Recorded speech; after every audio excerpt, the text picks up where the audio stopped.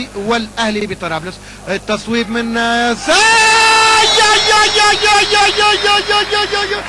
ايهاب ابو زريبه الثلاثيه، صوب التصويب والمتابعه وجورج موجود وحاضر بقوه، وانا موجود تحت السله. استفيد من لاعبي فريق الاهلي.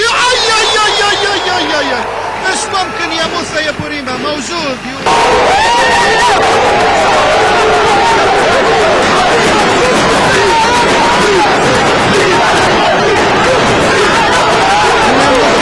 وتعود الكرة من جديد، ويا سلام يا جورج رجل المباراة في الربع الثالث. ايهاب ابو زريبه التصويب من خارج القوس.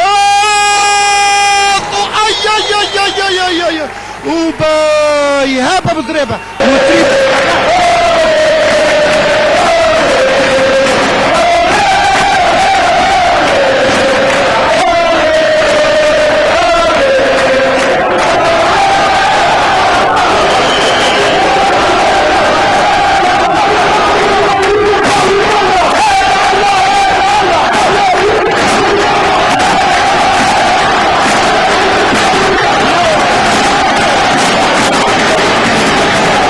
من جورج.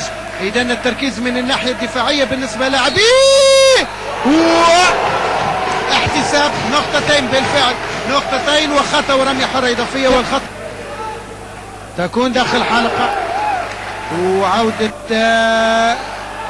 فريق الاتحاد من الناحيه الدفاعيه، والتصويب من ايهاب. ايهاب ابو زريبه الثلاثيه، والثلاثيه 61 52 اتسعت. تمرير في اتجاه احمد الديب، دخول والتمرير موسى بوريما، ودنك رايح من موسى بوريما. 63 55. الرميه الحره الاولى ناجحه، 64 نقطه، تكون داخل حلقه 65. إذا 11 الثانية على نهاية اللقاء.